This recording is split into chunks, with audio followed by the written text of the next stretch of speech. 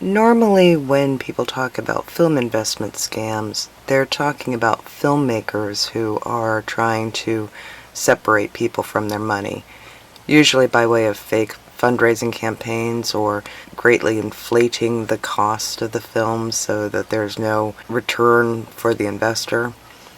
But today I'm going to talk about actual fake film investors. So, full disclosure time here.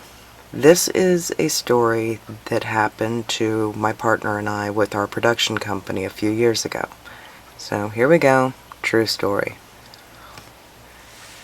Now my partner and I had been working on putting a film package together for quite some time. We had an incredible script that had been winning awards left and right, including from some very notable screenwriting competitions. And we put together a package involving some actors, including some known in the genre, as well as some great crew members. And we had put quite a bit of money into the presentation, getting professional artwork done. We had a nice website built up. But the smartest thing we did was hire a lawyer. This was because we were going to be looking for actual film investors. We knew that the type of story this was, we weren't going to be able to get away with just doing it on a shoestring budget. It actually needed some serious money behind it. And in order to do that, we had to present ourselves as being very professional and serious about doing the project.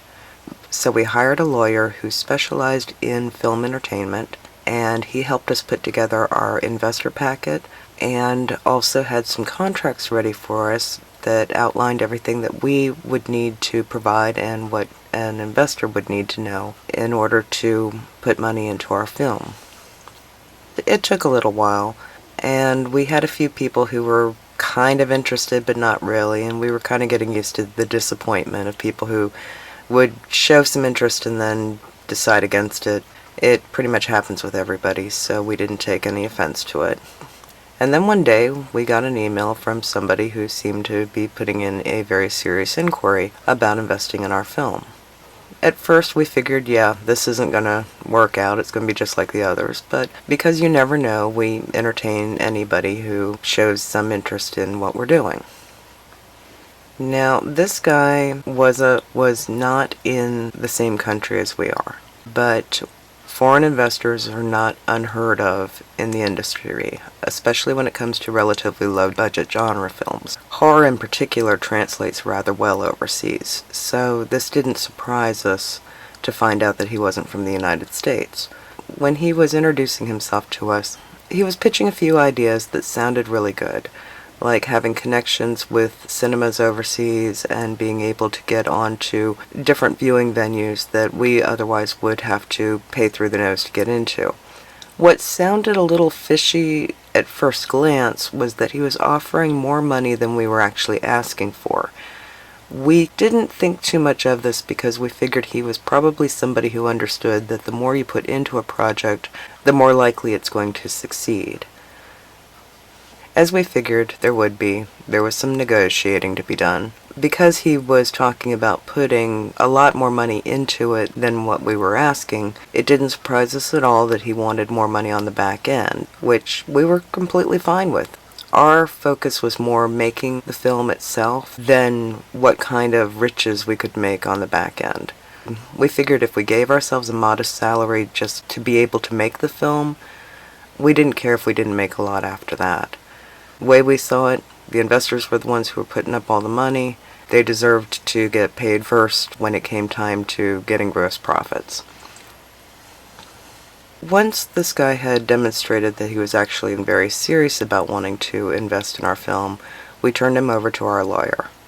Our lawyer did a quick check on his identity and discovered that he was apparently a wealthy businessman overseas who owned companies and had dabbled a little bit in unusual investments, so he didn't raise any red flags. So for a while, our lawyer handled all of the communication, although we were kept in the loop throughout the process. And everything looked like it was going to go wonderfully. Everything always seemed to check out. Everything looked good. The contract was drawn up. My partner and I were ready to sign it. We sent it over to the investor, who was expressing his eagerness to sign it, right up until the point where our lawyer asked him for a form of identification. Now, this is actually fairly standard, especially when you're talking $1 million or more. In order to keep everything legal, everybody was going to have to present a form of photo identification. This is when everything came to a screeching halt. Suddenly, the would-be investor stopped talking to our lawyer and instead turned back to my partner, who was handling most of the communications. Suddenly, the talk became, why did we need to involve lawyers? Because photo identification was not needed in the country he was residing in, so why should we have to have it here in our country? But when we insisted that we were going to be doing this deal in the United States and that we were going to follow the proper protocol in order to do it, then he began talking about some shady ways of getting money to us that would not involve banks or legal transactions. In this particular case, it had to do with virtual currency, which at the time was pretty much reserved to under-the-table deals.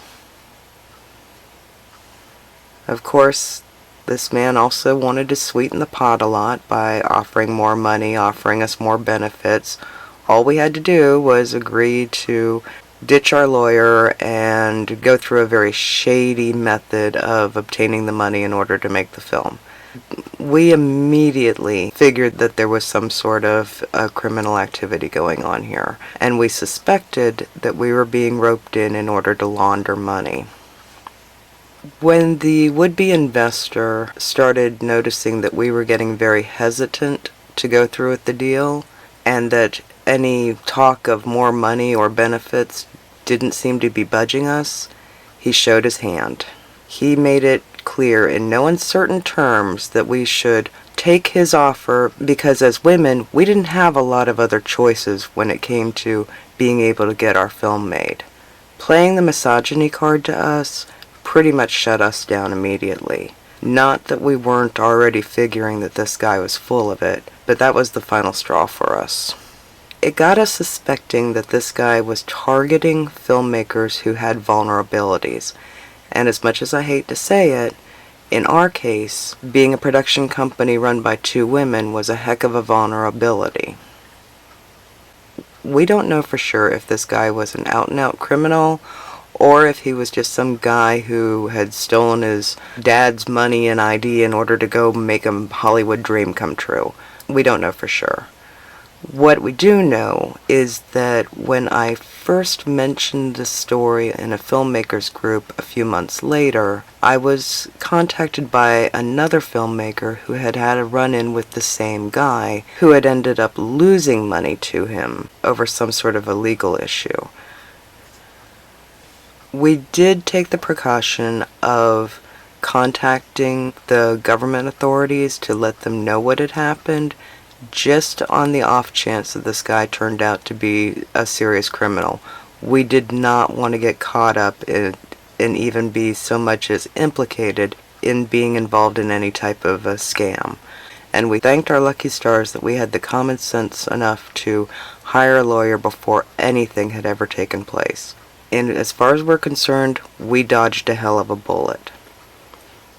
And this is why I tell people who are looking to finance films that they can't raise the money strictly on their own means, to make sure to get legal representation before dealing with anybody who shows any interest in investing in your film.